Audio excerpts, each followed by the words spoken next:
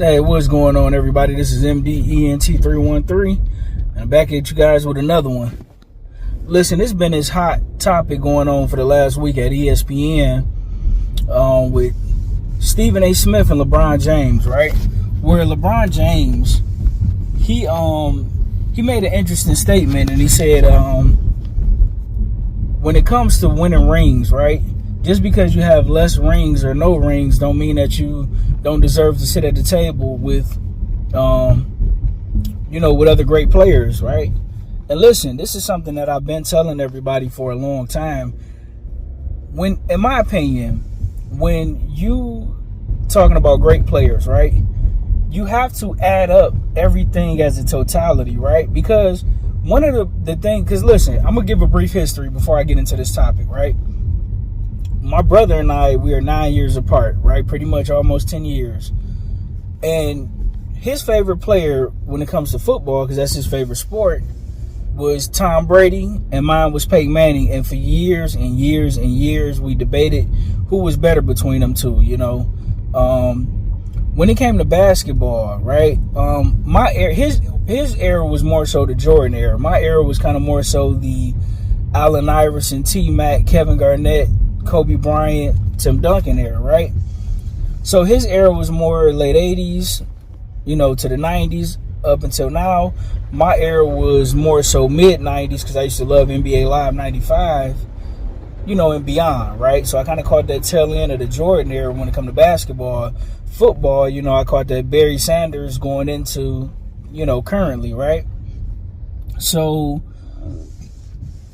because my argument for Peyton Manning used to be, right, was look at his MVPs, look at the stats he put up, look at the numbers he put up. And I would always argue that if Peyton Manning was playing with those New England teams, they would still have as many rings. But if Tom Brady played for Indianapolis Colts, I would say he wouldn't have none of those rings, and I don't think he would have those stats.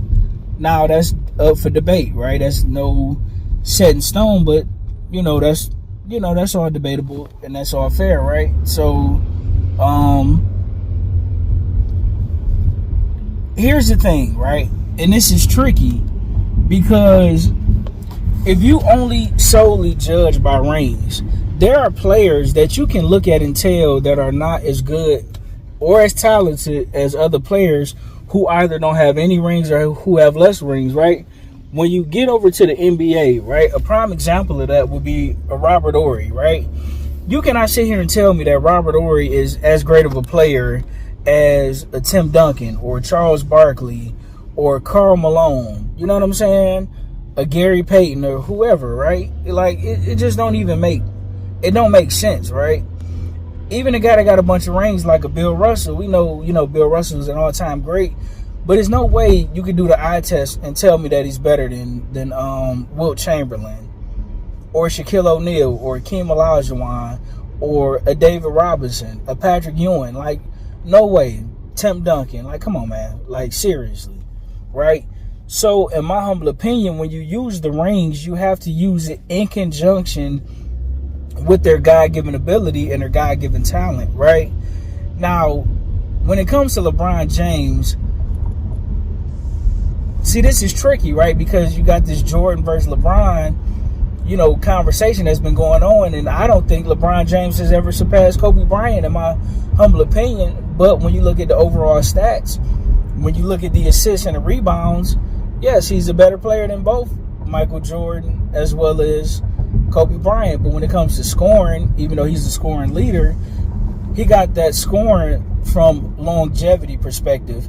But if you look at what Jordan was able to do in his amount of time, if he would have played for the same amount of time, he would have, like, that scoring would have been out of reach for any player. Had Jordan, like, you got to understand, he retired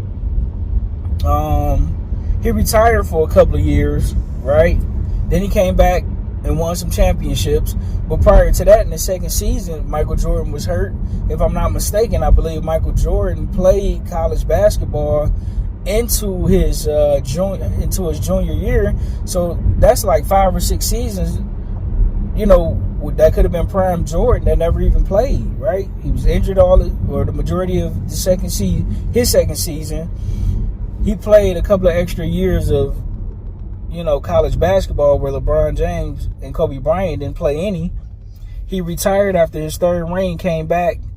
I believe they got put out by the Orlando Magics, but then came back and won 3, retired for a couple years, and then came back with the Wizards. So you're talking about easily 5 to 7 seasons that Jordan could have played that he didn't play in his prime. You get what I'm saying? So it's important to keep those things in mind, right?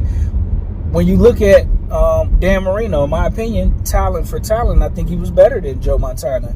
If Dan Marino, in my humble opinion, if he was on those 49ers teams, he would have had the same 4 rings that Joe Montana got. And if Joe Montana was on those Miami Dolphins teams, I think he would also be Super Bowl-ish. That's my opinion. Unfortunately, there's no way to prove that. But I would debate that with anybody. But, the whole ring, how many rings you got shouldn't by itself determine whether a player is better than another great player, or if he's better than a guy with no rings. And last but not least, before I get in this line, hold on 1 second. Well, you know what? I'll be back with another one. That's all I got for this one. I'm out. Peace.